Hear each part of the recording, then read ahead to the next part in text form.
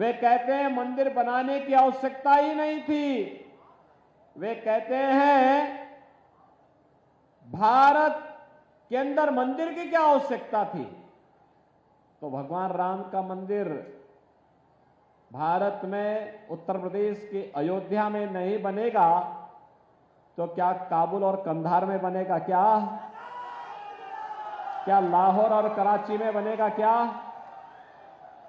अरे अयोध्या तो भगवान राम की पावन जन्मभूमि है और कोटि कोटि सनातन धर्मावलंबियों की आस्था की भूमि है, हमारा पवित्र धाम है। बहनों और भाइयों, आपसे मैं पूछना चाहता हूं, कितने लोग अयोध्या गए हैं राम मंदिर बनने के बाद? वाह भाई, काफी बड़ी संख्या में गए हैं। लेकिन जो लोग बचे होंगे, मैं यहां के विधायक निर्मल वर्मा जी को, पवन चौहान जी को और राजेश वर्मा जी से कहूंगा, बाकी लोगों को लेकर एक बार फिर से अयोध्या का दर्शन करवा दीजिए। आज की अयोध्या को अगर आप देखेंगे ना, आपको त्रेता युग का रामायण काल याद आ जाएगा कि भगवान राम के समय में अयोध्या ऐसे सुंदर रही होगी। और काशी में चले जाएंगे तो ऐसे लगेगा जैसे सतयुग सामने आ गया, साक्षात सतयुग के दर्शन हो रहे हैं। बहनों और भाइयों, ऐसे ही हम लोग यहां पर नैमिषारण्य का विकास भी करने जा रहे हैं। नैमिषारण्य के लिए भी ऐसी बड़ी कार्य योजना लेकर के हम लोग आ चुके हैं। नैमिषारण्य के विकास का मतलब ढेर सारे विकास के कार्यक्रम के साथ जुड़ना। 4 लेन की कनेक्टिविटी मिलेगी, कार्य प्रारंभ हो चुका है। वहां पे यात्री विश्रामालय बनेंगे, गोमती नदी का रिवर फ्रंट के रूप में डेवलपमेंट होगा, मंदिरों का पुनरुद्धार और सुंदरीकरण का कार्यक्रम होगा। वहां अंदर पे हरेक व्यापारी को पुनर्वास की बेहतरीन व्यवस्था दी जाएगी। नए होटल और रेस्टोरेंट खुलेंगे। वहां पे इलेक्ट्रिक बस की सेवा के साथ लखनऊ के साथ जुड़ने जो सेवा हम प्रारंभ कर चुके हैं, लेकिन साथ साथ हेलीकॉप्टर की सुविधा के साथ भी हम जोड़ने जा रहे हैं। सीधे हेलीकॉप्टर से लोग पहुंच करके जिसको भी आना है आराम से आ जा सकता है। और धीरे धीरे करके मेट्रो भी लखनऊ से बाहर आकर के वहां तक पहुंचेगी। बहनों और भाइयों, विकास इसी से आगे बढ़ेगा। जैसे यहां पे शरद चौधरी ने बनाया, आपने देखा होगा कैसे उन्होंने यहां पे एकेडमी बनाई है, स्टेडियम बनाया है। अग्निवीर में भर्ती होने के लिए कैसे नौजवानों को तैयार होना है, ऐसे ही एकेडमी को विकसित करने के लिए सरकार के स्तर पर भी भरपूर सहयोग किया जाएगा, जिससे हमारा युवा आत्मनिर्भर बन सके, आत्मनिर्भरता के उस लक्ष्य को प्राप्त करने की दिशा में आगे बढ़ सके। आज जो एक नया चुनाव चल रहा है 2024 का, यह एक और राम भक्त हैं जो भारत के सम्मान के लिए, भारत की सुरक्षा के लिए, भारत के विकास के लिए, गरीबों के उत्थान के लिए और विकसित भारत के लिए कार्य करना चाहते हैं, कार्य कर रहे हैं। दूसरी तरफ रामद्रोही हैं। बहनों और भाइयों, वे भारत का सम्मान नहीं, दुनिया के अंदर भारत को अपमानित करते हैं। दूसरी तरफ वे लोग हैं जो भारत को अपमानित करते हैं, भारत की सुरक्षा में सेंध लगाते हैं, राम भक्तों पर गोली चलाते हैं और आतंकवादियों के मुकदमों को वापस लेते हैं। दूसरी तरफ वे रामद्रोही हैं जिनको राम मंदिर बेकार लगता है, लेकिन आतंकवादियों पर जो मुकदमे थे उन मुकदमों को वापस लेने का काम ये करते हैं, तो उनको ये अच्छा लगता है। इनकी सोच तो देखो पहले। बहनों और भाइयों, इसीलिए हम लोग आए आपके पास। आज जो ये नया भारत आपको देखने को मिल रहा है, ये नया भारत जिसमें सुरक्षा भी है तो सम्मान भी है, विकास के बड़े बड़े कार्य हो रहे हैं, तो विकास के साथ साथ गरीब कल्याण भी है। कोई सोचता था कि 80 करोड़ लोगों को फ्री में राशन मिलेगा? कोई सोचता था 60 करोड़ लोग देश के अंदर 5 लाख रुपए की आयुष्मान भारत की सुविधा प्राप्त करेंगे? कोई सोचता था कि बहनों और भाइयों 50 करोड़ गरीबों के जनधन अकाउंट खोलेंगे? ये जनधन अकाउंट का लाभ क्या? एक छोटा सा उदाहरण मैं आपको देता हूं। आज अगर कोई गरीब बीमार होता है, आयुष्मान का कार्ड नहीं है, अगर कोई विधायक, कोई सांसद या वह पीड़ित स्वयं भी मुझे पत्र लिख देता है ना कि मैं बीमार हूं, मेरे पास उपचार का कोई माध्यम नहीं, कोई साधन नहीं, तो उसके जनधन अकाउंट में हम सीधे लखनऊ से मैं पैसा भेजता हूं और कहता हूं भाई निश्चिंत होकर उपचार कराओ, सरकार आपके साथ खड़ी है। 50 करोड़ ऐसे गरीबों के खाते मोदी जी ने खुलवाए हैं। पहले गरीब भूखों मरता था, 80 करोड़ लोग फ्री में राशन की सुविधा का लाभ प्राप्त कर रहे हैं।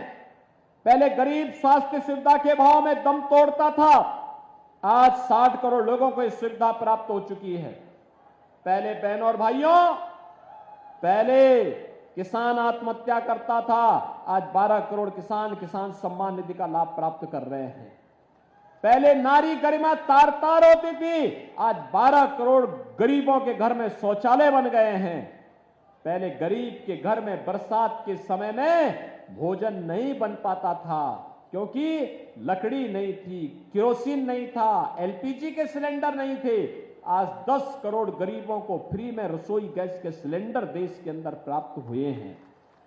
4 करोड़ गरीबों के मकान बन गए और मोदी जी ने कहा है अगले 5 वर्ष में शेष बचे हुए गरीबों को मकान दे देंगे। अगले 5 वर्ष में जो बचे हुए गरीब हैं उनको रसोई गैस का सिलेंडर फिर फ्री में देंगे। मोदी जी ने कहा है हर घर नल की योजना 100% सैचुरेशन के लक्ष्य को प्राप्त करेगी। और बहनों और भाइयों ये भी कहा है कि यह देश अब अधिक इंतजार नहीं करेगा, पूरे देश के अंदर एक समान नागरिक कानून भी लागू करेंगे। बहनों और भाइयों, आज जो एक परिवर्तन दिखाई दे रहा है यह मोदी जी के चमत्कारिक नेतृत्व के कारण है।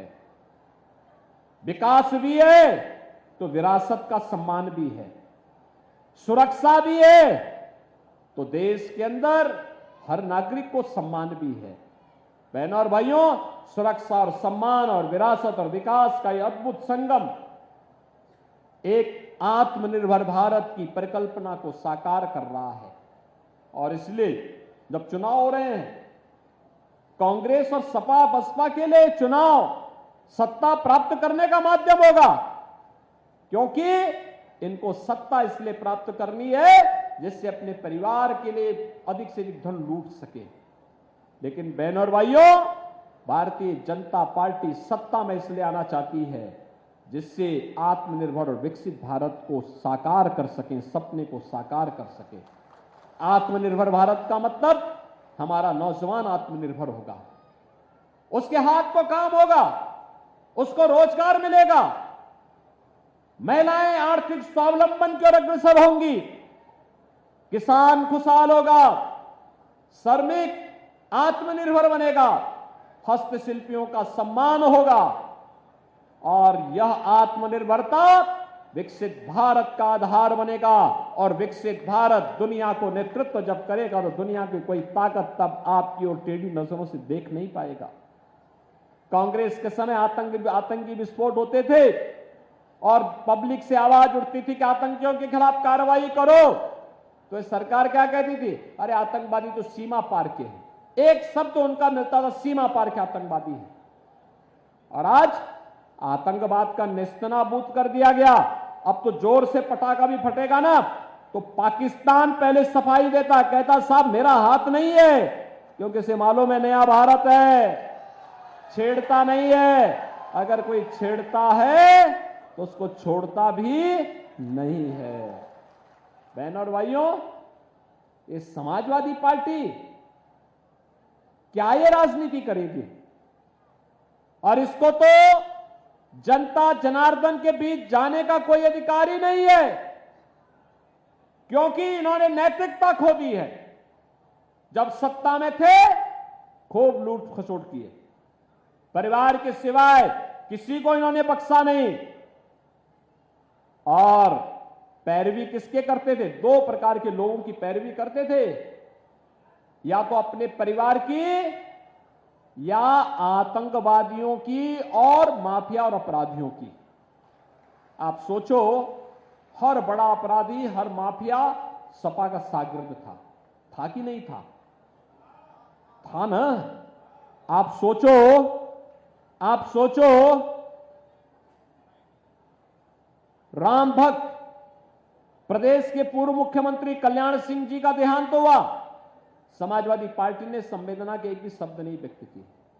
लेकिन अभी हाल ही में एक माफिया मरा था, उसके घर में पहुंचे थे नहीं फतिया पढ़ने के लिए, गए थे ना। अब आप सोच सकते हैं, राम भक्तों पर गोली चलाएंगे और राम मंदिर को बोलेंगे कि बेकार का कार्य हुआ है। और दूसरी तरफ आपने देखा होगा, जिन आतंकवादियों ने राम जन्मभूमि पर आतंकी हमला किया था, काशी में संकट मोचन मंदिर पर हमला किया था, जिन आतंकवादियों ने लखनऊ, वाराणसी और अयोध्या की कचहरियों पर हमला किया था, और जिन आतंकवादियों ने सीआरपीएफ कैंप।